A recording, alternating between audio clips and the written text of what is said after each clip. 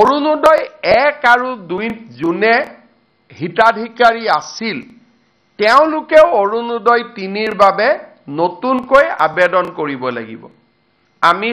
আমি জিলাক কৈছো যে 1 আৰু 2ত পাই থকা হিতাধিকাৰীক 3টো ল'ব, কিন্তু যদি ৰেশন কাৰ্ডখন নাই নাপাব, যদি পৰিয়ালত চাকৰি হৈ গ'ল নাপাব, যদি আমাৰ 4 চকীয়া ঘৰত বাহন হৈ গ'ল নতুনকৈ কিনিলো তেতিয়া আমি নাপাম।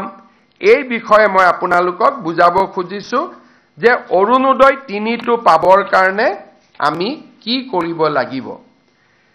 মই প্ৰথমতে কৈছিলো যে 10,000 কৰি আমি এটা সমষ্টিত অৰুণোদয় নতুন হিতাধিকাৰী দিম আৰু পুৰণা হিতাধিকাৰীখিনিও সংখ্যাটো থাকি যাব। তাৰ মানে এতিয়া আমাৰ গোটেইখিনি যদি আমি হিসাব কৰো পুৰণা আৰু নতুন টোটেল 37,20,000 পৰিয়ালে অৰুণোদয়